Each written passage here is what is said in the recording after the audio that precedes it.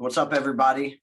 I've got Mr. Christopher Williams from Accept here with me tonight. How's it going, brother? Good. How you doing? Just waiting for everything to kind of open back up so we can get back out there and do the damn thing for everybody. I hear you, man. This sitting there, it's getting old. Yeah. Hey, out there in the real world. Luckily, there is stuff to keep us busy, like recording and other stuff we can do while we're stuck at home. So what have you really been up to while you've been taking advantage of this quarantine time? Man, I've been able to track remotely. I have a live setup as well as here right around the computer. I've got a little MIDI kit. So if I get quick ideas, Okay. guitars there, keyboard there, drums, like that's my little hole. Perfect. I can go and actually track the real drums. So I've been able to do that and then do a couple one-off gigs here and there. And yeah, man. Now you said you played some gigs, but what have you played exactly? I've been doing some downtown stuff and some private parties and things like that. Socially distanced, of course. Yeah, I've seen that there's been some shows happening there in Nashville, specifically at Bowie's. I see videos from that place all the time.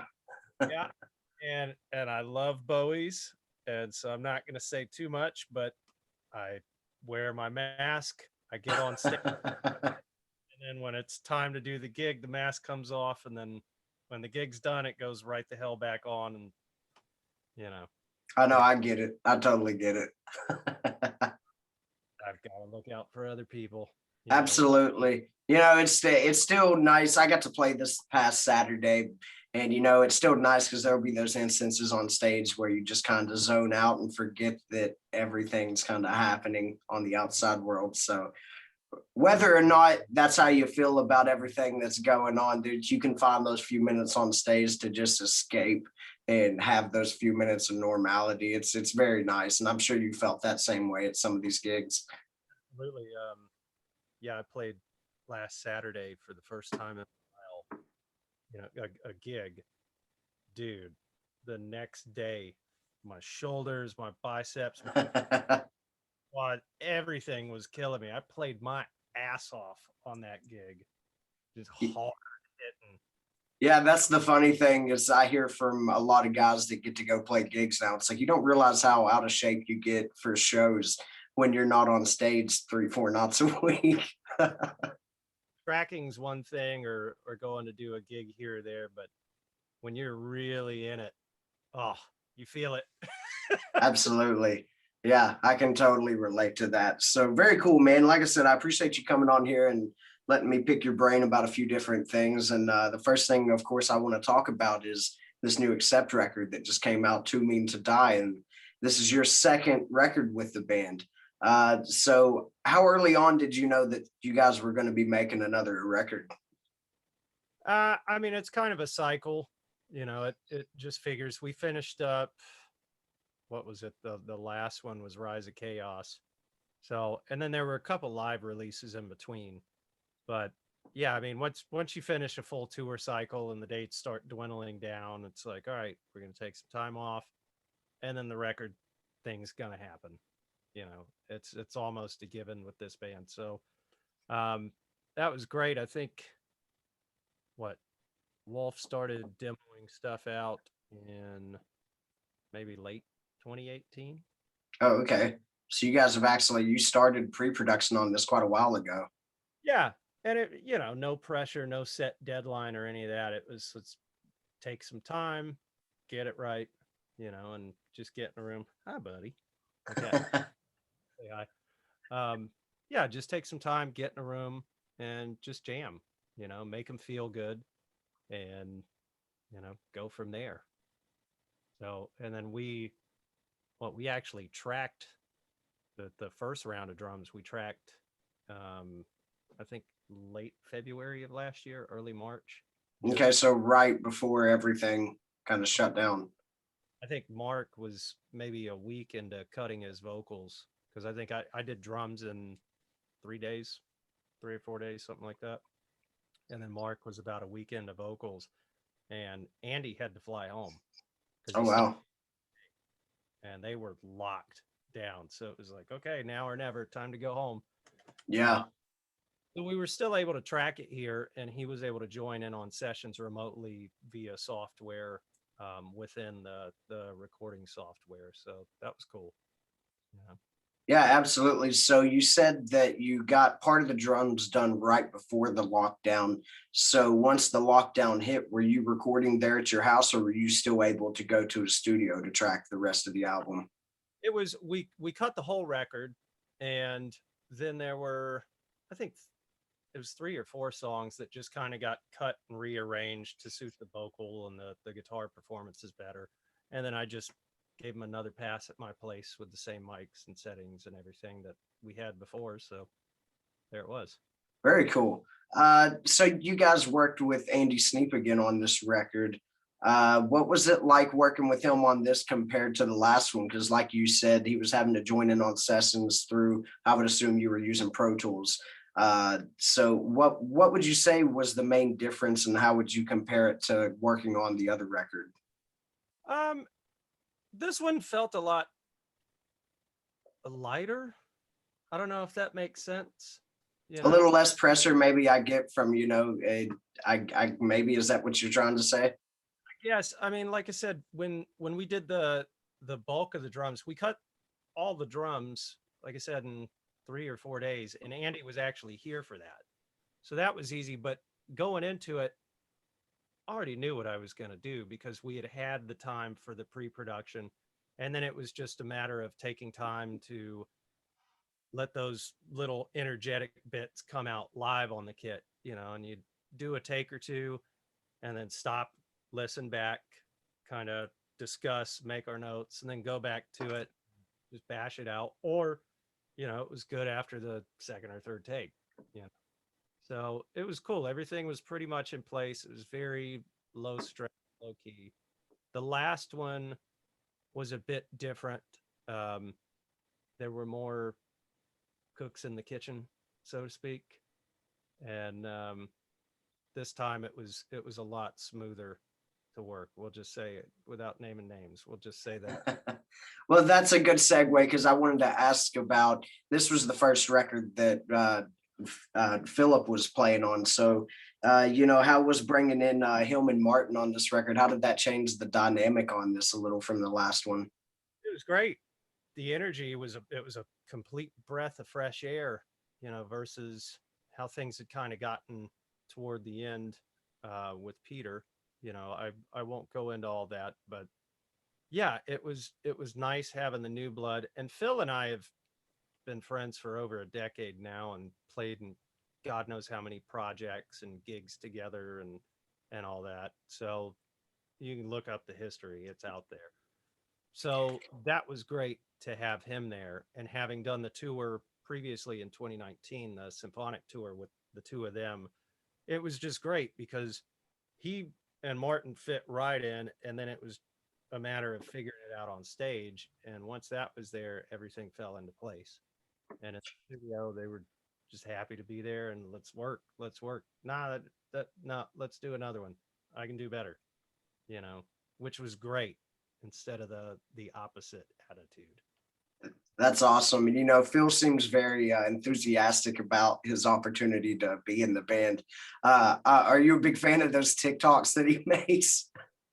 I don't really keep up with TikTok actually. I know there's only been one or two posted, but the metal workout that Phil posted. The workouts, and there was some other one where he was walking. Yeah, You. put down the donuts. I like it. Yeah, I mean, I created a TikTok, and I don't know. It wasn't really. It just seemed like one more thing to keep up with. It's basically Vine, if you remember that. It's no different than Vine was whenever that was around, like 10 years ago. The whole thing was when it came out, and I started seeing what it is. They're going, "Oh, you put short clips." I go, "You mean like Vine?" Yeah, absolutely. Video clips. They didn't have to be continuous. You could cut them up. And they go, "Yeah, but these are longer than that." I go, "Okay, great." Which point? I mean, I get it. It's a big thing. It's out there. It's just it's just not really for me. You know, if I'm going to take the time to cut together a video and edit it, it's going to be a video. Yeah. I thought Phil's stuff was hilarious. And for the short time that I was actually there on the app, I kept seeing Gordon Ramsay chiming in on other cooks' videos. Okay. Absolutely hilarious. Like this one guy's building a Philly cheesesteak and he's just drenching it in ketchup and all this. It's like, what are you doing? Half a pound of butter and all. It's like, oh my God, no. Yeah, the internet's a scary place when you see how other people function in their day-to-day lives. Each their own though.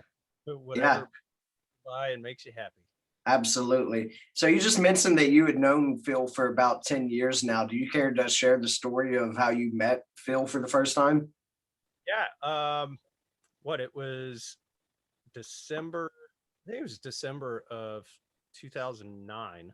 He was playing with John Corabi and Chad Lee, photographer, one of my best buds, my brother from another mother. Uh, Chad wanted to go see the show and hipped me to it. So it's like, hell yeah, I'll go see that. You know, I knew who Corabi was. So went to the gig and there was Phil. It's like, go, holy shit, who is that? Who's that guy?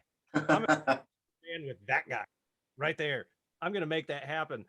And he split like right after the show. So I didn't get a chance to talk to him. But I think it was January or February, they played here in town again. And once again, he was on the bill. It was a more chill atmosphere. We got to talking and linked up and exchanged info. And, you know, didn't really touch base too much. Come as fate would have it, the one of the artists that I was playing with, I played with her original band, but she did a Zeppelin cover thing on the side called Roberta Plant. Okay. So we were scheduled to do a show right around, it was right after the Nashville flood hit. I think it was a week or two later, something like that. And Phil had a band called the Mighty Dan Halen. Okay. All Dave era Van Halen to the T. I mean, if you know Phil, he's Eddie. He Absolutely. owns like the back of his hand. It's frightening. So anyway, so we were scheduled to play on the same bill, and they had to bail because I don't remember if it was the drummer's basement or Phil's basement where they used to rehearse, but it got flooded out.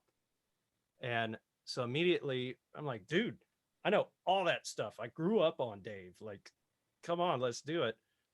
And it didn't happen because there just wasn't enough time to get in there, they felt. But it was very cool. The band still showed up to the gig. We ended up doing about half of Missy's originals and about half of the Led Zeppelin stuff. And they were there. And Jeremy was there too, actually. Okay. That's how I met Jer.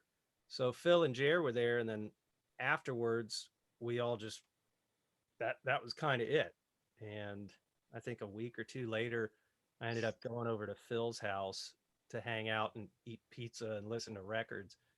And we got on the subject of favorite rock and roll albums of all time or whatever. And it was like I'm going, well, you know, mine is it's a super rare album. Not many people know. It's Humble Pie. He goes, King Biscuit, Flower Hour. Oh, dude, live at Winterland. He goes, holy shit, I've got it in 3 formats, you know, and that was it, dude. Next thing you know, it's playing through the stereo. We're jumping off the couch like a couple of kids air guitaring, and Nice. bond was sealed from then on. So That's awesome. yeah, so that was like early spring of 2010 when all that really locked in.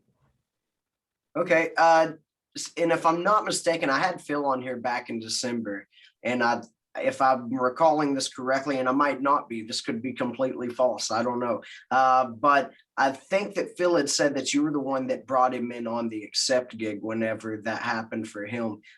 So talk to me about the decision to reach out to Phil when you had the opportunity to bring him in. So what that was when I joined, I don't know if there was because the rhythm guitar player and the drummer changed at the same time. So when I joined, I even threw his name in the hat back then because I didn't know what they were going to do for anybody. And we Uva joined the band.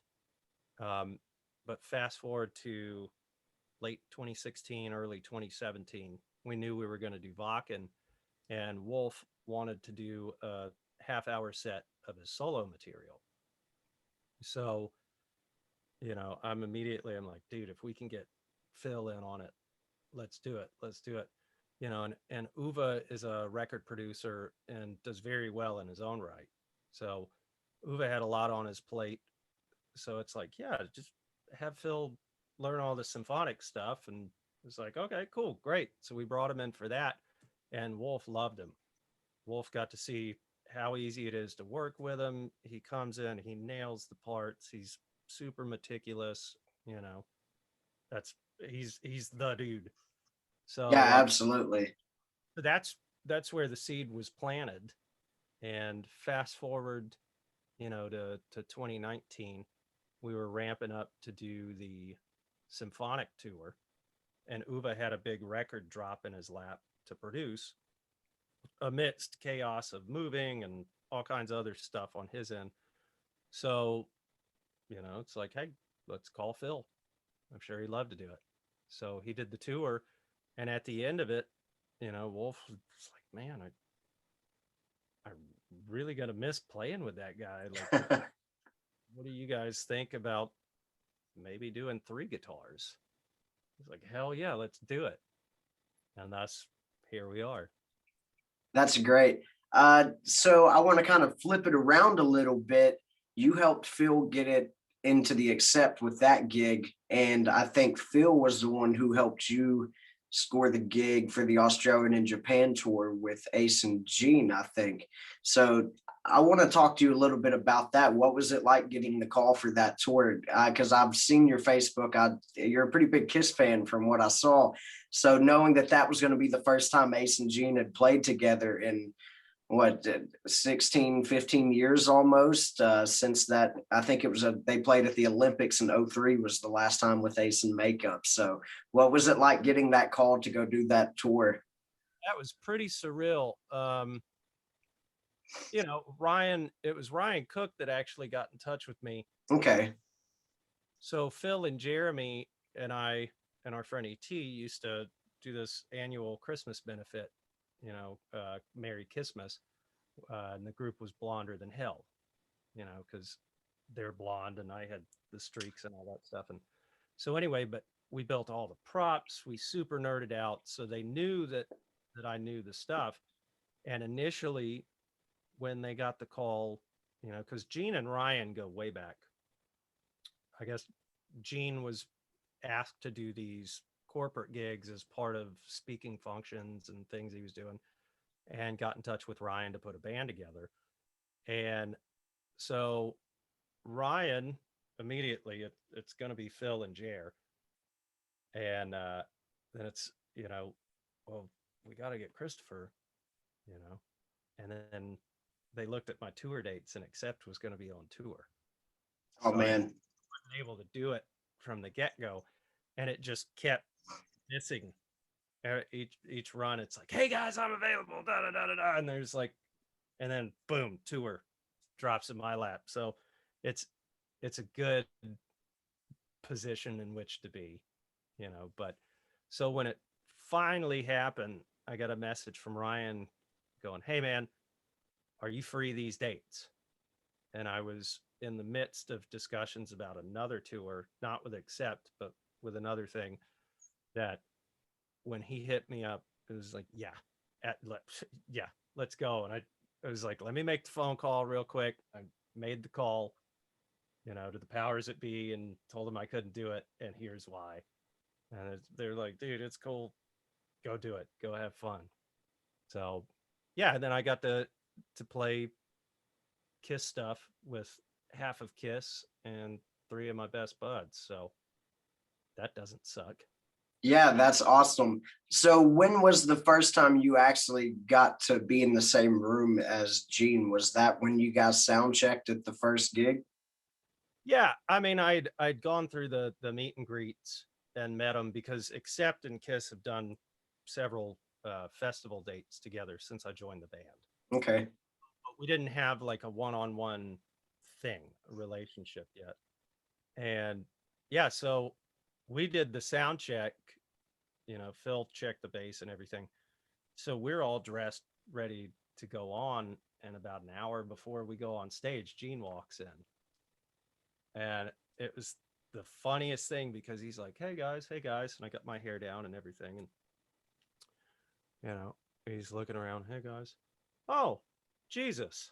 Here at the time and everything. And I go, not quite, booby. And he goes, you're one of us. And I go, I'm Meshuggah. That's fantastic. And from then it was just busting balls nonstop. It was great. That's awesome. That's one sentiment that I hear from Ryan, Phil, and Jeremy all the time is that Gene just genuinely enjoyed being one of the guys in the band. Absolutely. Yeah. They'd always said, man, Gene will, if we're at a place where, we have a small room, Gene will come over and grab us. And if we have rooms of equal size, even sometimes Gene will just leave and come to the smaller room and hang with us. That's so awesome to hear stuff like that. One of the dudes, and it sure enough proved to be true every night. If he wasn't conducting business, like doing a vault event or whatever, we were all together. It was awesome. That's great. So right after the Australian dates ended, you got to go just with Ace to Japan to do some dates over there. So what was that like? Did you get any extended interactions with Ace during your time with him?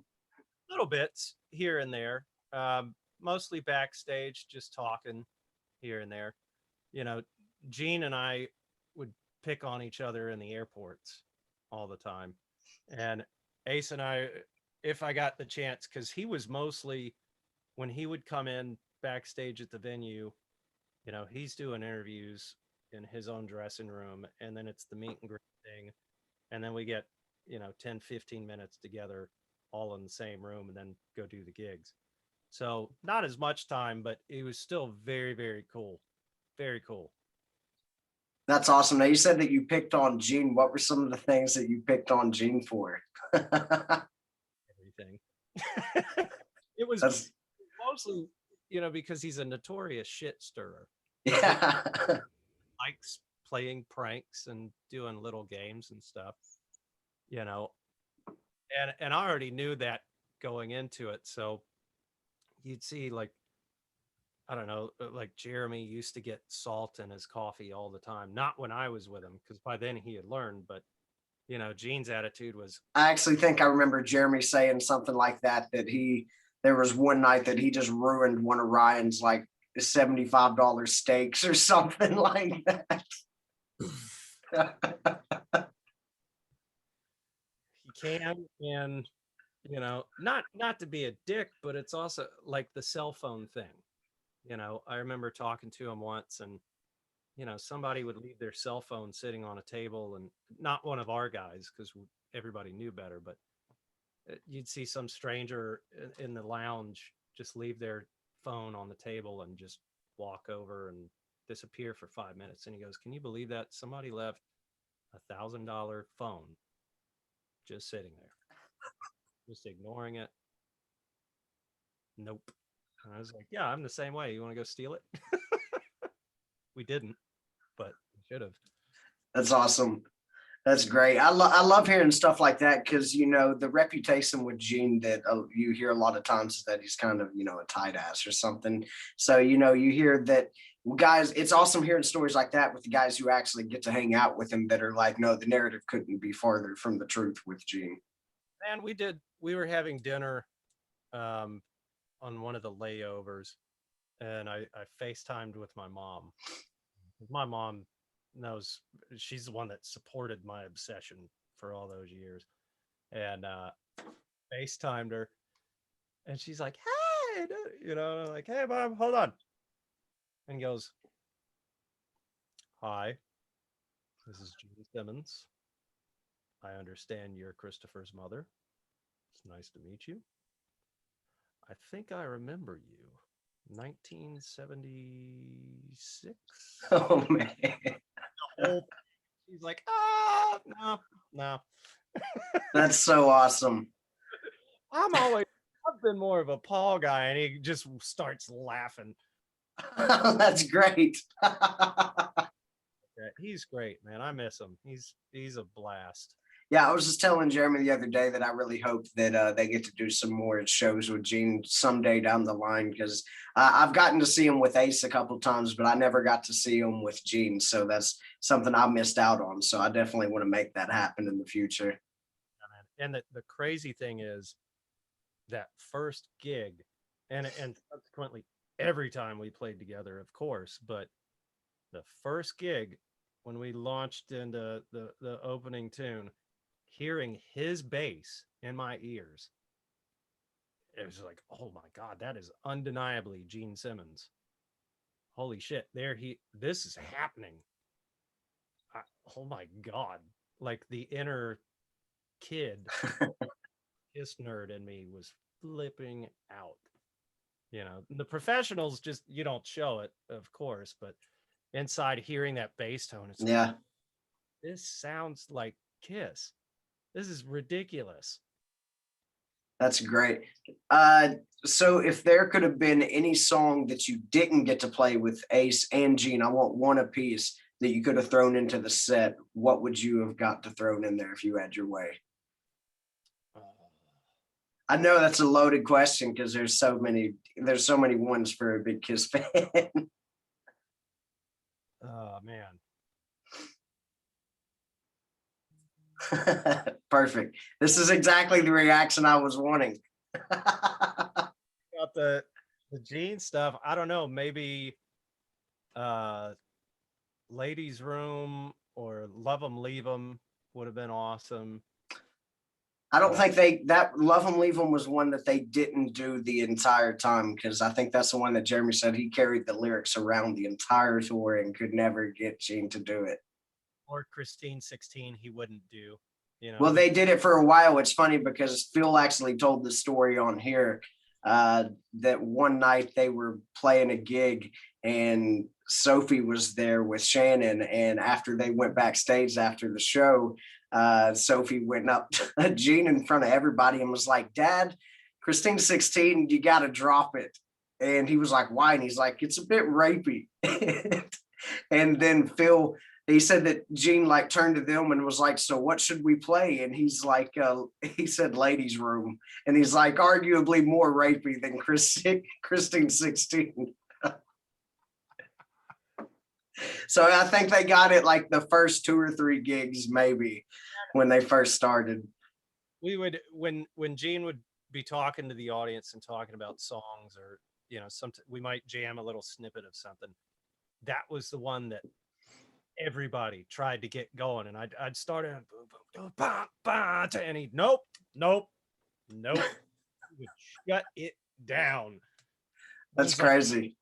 Gotta be like a TMZ thing or something. Maybe it'll blow it. Who knows? But maybe, because it's crazy considering that I think those guys have said that they did like 73 or 74 different songs with Gene throughout that entire tour with him. So there has to be some reason that he's not pulling Ladies Room out, because they said that they got him to do it twice the entire time. Wow, that's crazy. Yeah, I remember we would, and Phil will do the joke all the time too. It's like, "Gene, let's do no.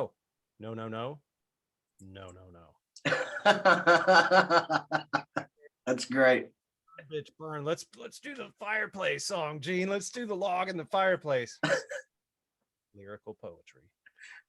Yeah, that's great. One of my favorite moments from the Gene Simmons roast, which I'm sure you've seen back in the day, is when Craig Gass starts reading the lyrics from Burn Bitch Burn on stage at the podium, and Gene's just sitting there with his hands in his face.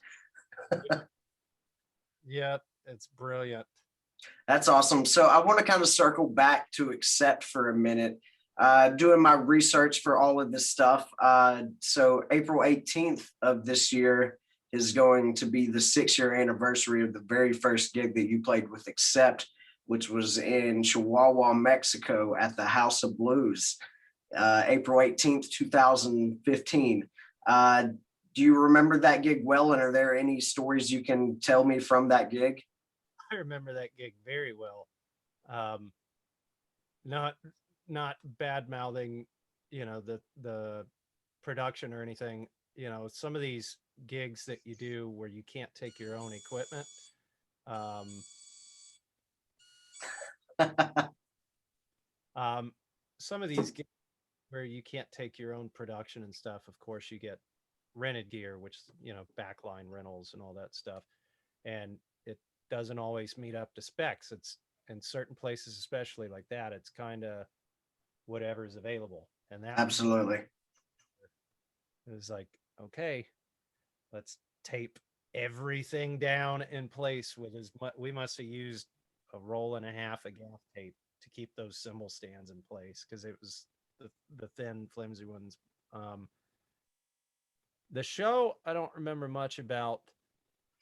I do remember about 3 pieces in at dinner, all of us realizing what an absolute mistake we were making eating sushi Oh no. in the middle of complete dry, landlocked Mexico. How'd that work out for you guys? It did not. So there's that.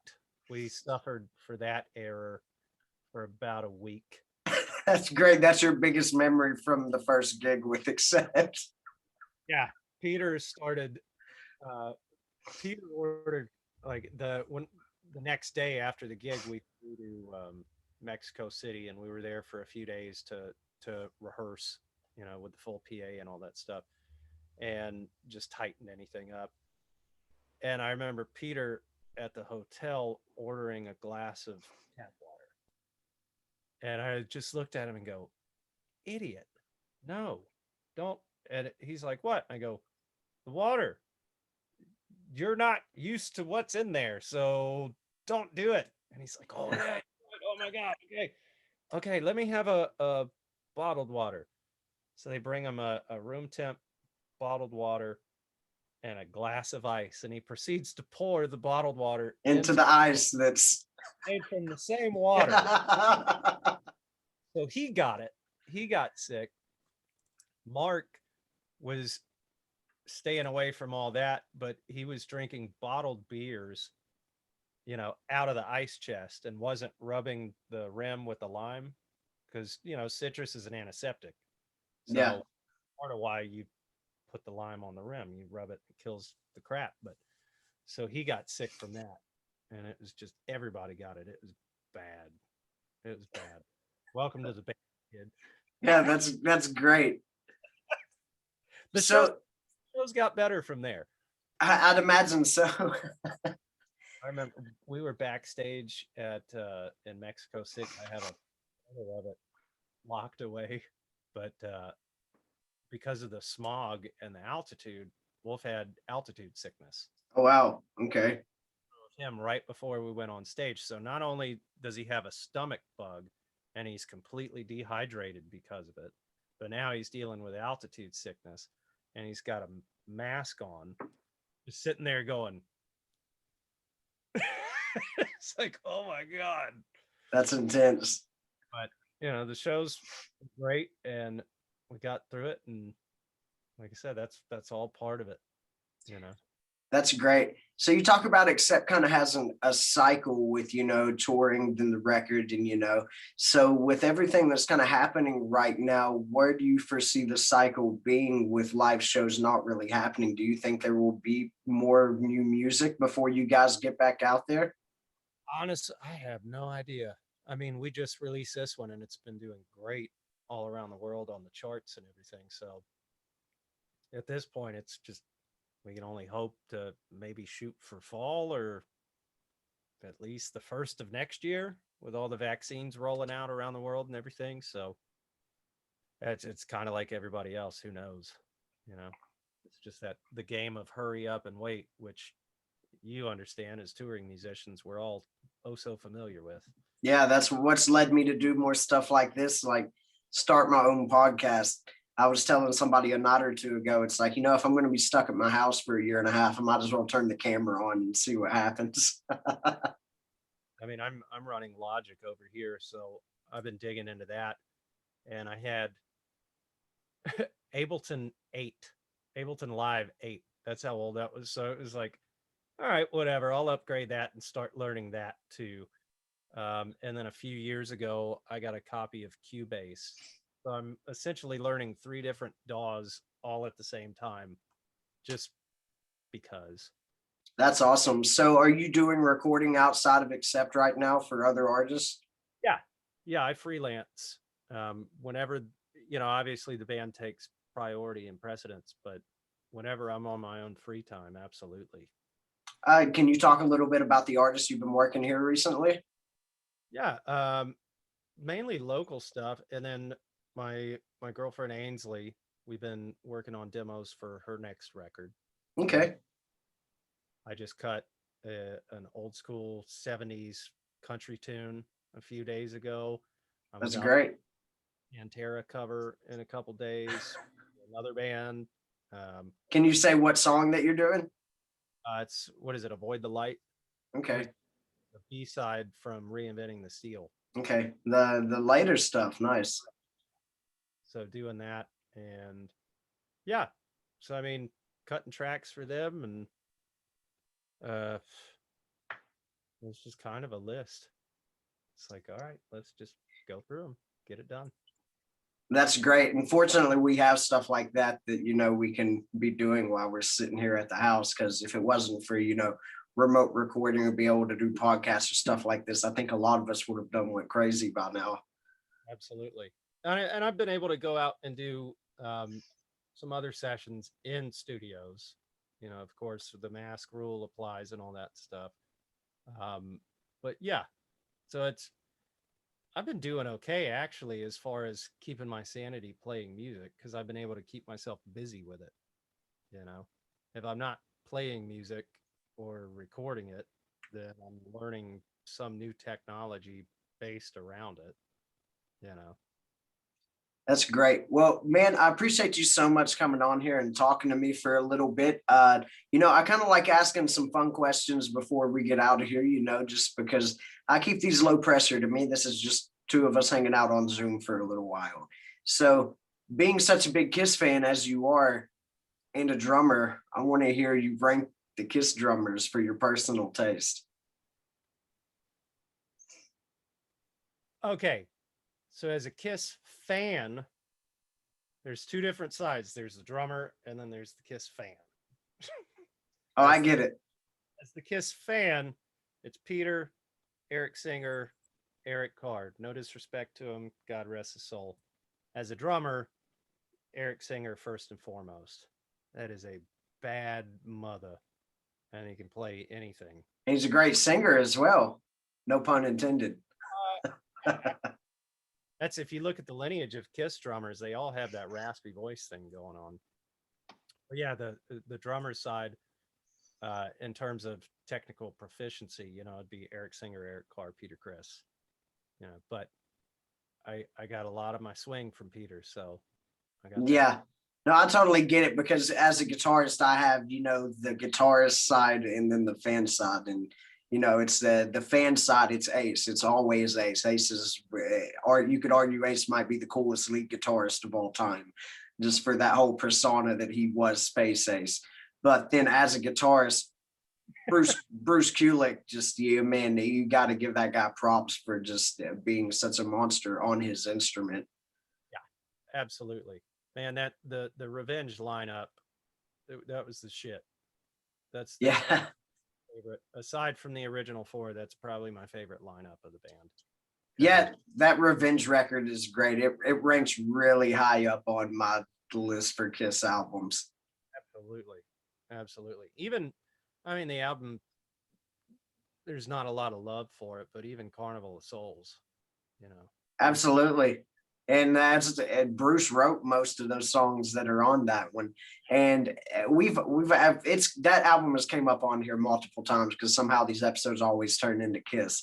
Uh, but there are some really good songs on that record, despite what anybody says. Hate is one of my favorite Gene tunes ever. Hate, the riff for Master and Slave. Master and Slave is great. That's a good tune. That's probably my favorite Paul Stanley tune off that record. Mine's I Will Be There. Okay. On that one. I even enjoy Bruce Kulick singing "I Walk Alone." That was cool. I liked the backward drums after the guitar solo. Yeah. Kind of like a almost a tip of the hat to Roger Taylor too. Yeah, absolutely. On Heart of Chrome, Eric has openly admitted that was kind of the tip of the hat because he's a huge Queen fan. So do do do do do do da da, dooga dooga dooga ba ba, boom, all that. Next to Unholy, that might be my favorite track off of that album. That is just that's that's some brutal fucking music from Kiss. Thou Shalt Not. That one might be my favorite off Revenge. Yeah, see, now that I'm like thinking of all the tracks, it's like, wait, now that one might be my favorite, actually. Good. Ezra got to redeem himself on that one as far as the Kiss stuff goes.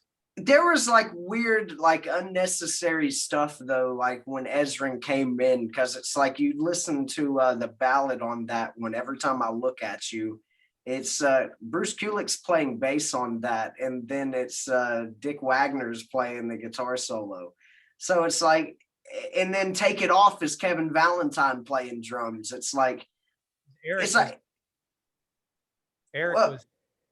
was out with Alice when they did that. Oh, okay. Talk to him about that because Kevin had played on some demos of theirs. I think maybe of Paul's at one point. And if I'm not mistaken, I'm sure Kiss fans will correct me if I'm wrong. That's the story that I understand, is that Kevin Valentine was introduced to that world through demos and stuff like that, and working with him, and then Eric was, I don't know if it was Alice he was out with or what. He was out with somebody and wasn't able to make the session happen when they did that, so they brought in Kevin. Okay, well that makes a little more sense then, because Kevin ended up doing basically all of the Psycho Circus album whenever that was recorded. So it's just always weird stuff like that with Kiss. The crazy thing to me was, and I don't know how I never understood it when I was a kid, how it wasn't obvious, or maybe, you got blinders on and just don't want to see it. But it's very obvious when you listen to Into the Void that that's Peter and the rest of the record is Kevin Valentine. Oh, absolutely. Obvious. The sounds, the tones, even though it's the same drums, the overall, just the tones he's hitting in the cymbals, it's like, oh man. That album is just so frustrating as a Kiss fan, because it's like they had the perfect opportunity. They had the four guys there. They were all playing well. Ace was still playing very well at that time. Not saying anything about it now, but Ace was on top of his game as much then as he seemed to ever be. Yeah. Well, I mean, it just depends on who wants to play ball or not, which it kind of sucks. It was presented the way it was, but at the same time, if I come into a band with subpar material, no, it's not making the record because you brought it in and you want a song. No, we'll do something that's better, and that'll be your tune. So I get the both sides of it, but I still listen to Psycho Circus and I still dig it. I think Within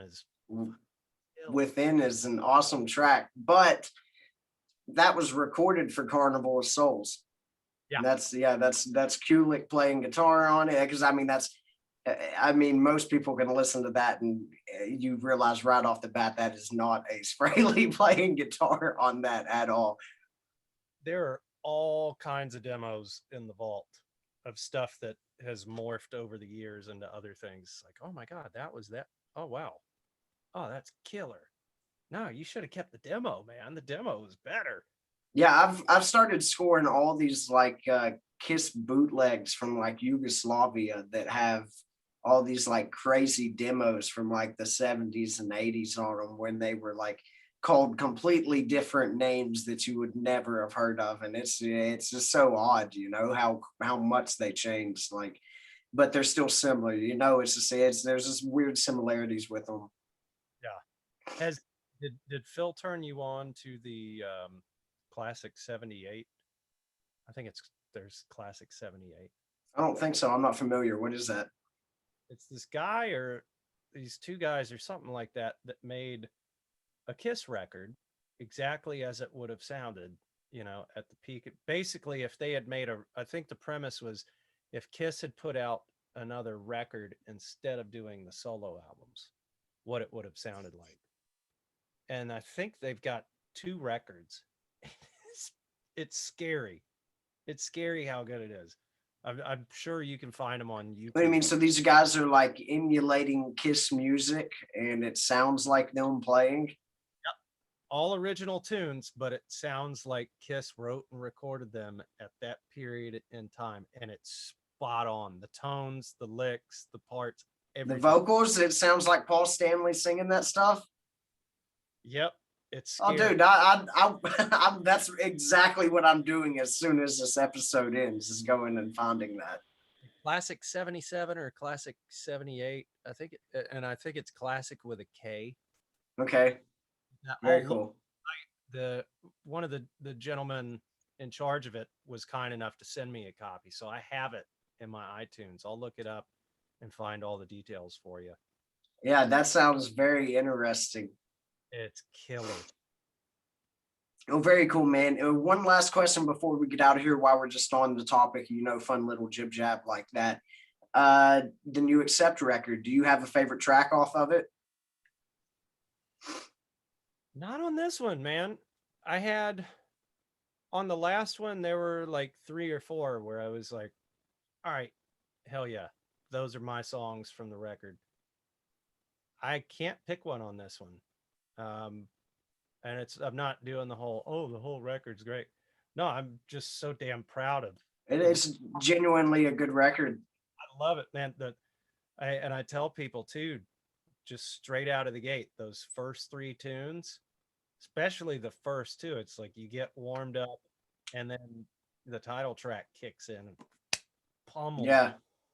And then you get to take a slight break with Overnight Sensation, and it's like, oh my god. That now, see, Overnight Sensation it might be my favorite track off the record, and then Too Mean to Die. You know, those are the 2. If I had to choose, they're right up there. But I love Overnight Sensation so much. I get a really big Judas Priest vibe from this one as well.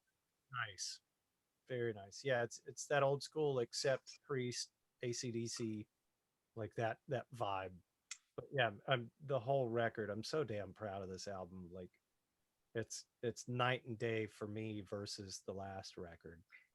You know. Absolutely. And man, one more thing I kind of wanted to ask you while we were talking about this, and that's a good segue into it, is, you know, some bands that are in similar situations like Accept, where, you know, there's been a couple lineup changes, you know, they can never really seem to find that same connection with their audience that they had originally. But, you know, Accept still is kicking major ass. Your album is doing very fantastic on the charts, like we just said. You guys get along very well. Like you just mentioned how Wolf was sad when Phil was going to be leaving. So what do you think it is about this lineup of the band that is able to connect with the fans so easily?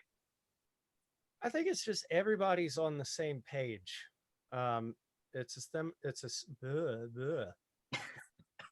a similar, say that 5 times fast. I think it's a similar mindset that everyone shares.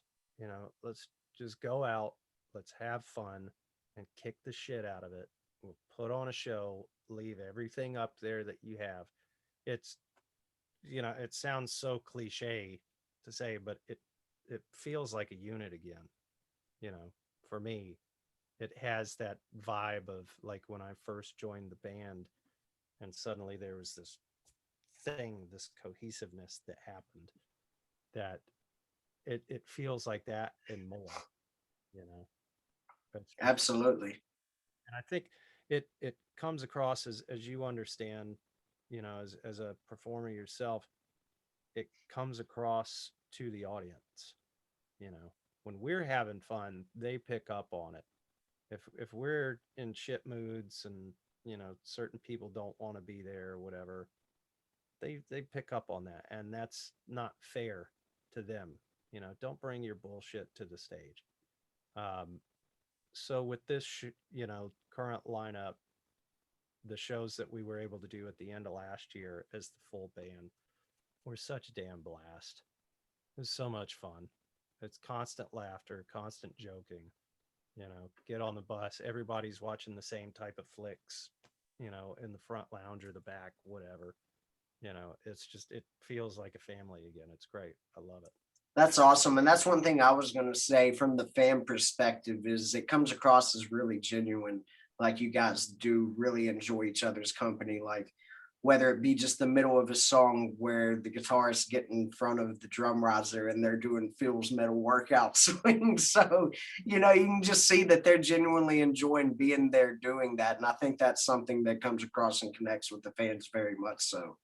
Yeah, man. And for us, we all have our little things on stage that we'll do together, certain songs, certain point. I always know I can look between the cymbals over there, and Uva's going to be looking right at me for this thing we do every night, in that one part of the song, or Montnik, or any of them, and we all have a very, very similar sense of humor, which helps. So like I said, we're laughing all the time, cutting up, constantly picking on each other, poking fun, whatever. It's like just hanging out with your brothers, being little kids again. It's a lot of fun. That's great. Now, I don't know if you're a vinyl collector or not. I'm sure you probably got a copy, but do you have the new record on vinyl? I have 3 copies now that I've bought personally. Okay. So yeah, I got, in the US we only have the red, white, and orange swirl. I forget how many colors the record label did for this album. It's a lot. And they did it based on a region or a country or however they decided it. But I found one, I don't know if it was Germany or Netherlands or where, but it's like a green, white, and red swirl that looks badass. And it's like, yep, I need one of those because I'm probably not going to get one, because they're limited to, I think the colored ones, the swirls are like 200 a piece or Yeah. something like that. So they're selling out. The tapes, they reissued cassette tapes. Those are sold out. I cannot find them on the US site or the German site. So Okay. label's going to send us any or what. So that's why, I go out and we'll get our copies from the record label and everything, but I still go out and get the fun stuff too. It's like, oh, the Undertaker red vinyl single. Yep, I'm buying one of those. Come on. That's great. The last Accept record, was that the first release that you had ever played on that was released on vinyl? No, the Restless and Live album was the first, Okay. and that's a quadruple record, I think. And I still have, we usually get a box set or so each, and I don't open them, because I'm like, oh, collectible. I'll listen to the LP, you know. But I think that one had like a poster, a book, the DVD, a slip mat for your turntable, Okay. like 2 white LPs, 2 red ones, all kinds of goodies, and it's, I'm just like, damn, that's a bunch of stuff. So, I mean, you get what you pay for sure, and that's why they go so quickly. You know, That's so I awesome. too to make sure I get one because I don't want to have to go on eBay and buy the cool thing that I'm on. For 4 times as much money as it was when it was released. Man, I don't know how many times we've done meet and greets and a fan will bring up a different version of one of the records or like the digipack or I think Nuclear Blast calls them yearbooks or listening books or something. I don't know if they still do them, but it was a 12 by 12 hardcover book that had all the liner notes inside plus photos and info on it and everything. And you would get, your copies of the CD and the DVD in there for that one, or for the Vakken show. I think they did one too. And it's like, I've got one, but people come up and it's like, oh my God, hold on, let me check that out. I've actually this thing. Hold on, this is pretty, dude. Have you seen this? Have you seen this yet? That's great. Like when we played Vakken, they did the Rise of Chaos was coming out the very next day. Okay. We played Thursday night, and for Vakken, right after our set, we did a signing, and you could buy a copy of the record in line while you're waiting to meet us. So that was the first chance I had to hold that record, was while people are bringing it through. And there's a huge line, so we can't slow down. Yeah. Hold on, dude, I want to see this. Hold on. And we were all doing it. The band is holding up the line because we're looking at our new record. That's awesome. So it's a lot of fun. That's great. Well, man, I appreciate you coming on here so much. Yeah, I'm a very big fan of the new record, and it looks fantastic on the red vinyl, the splatter.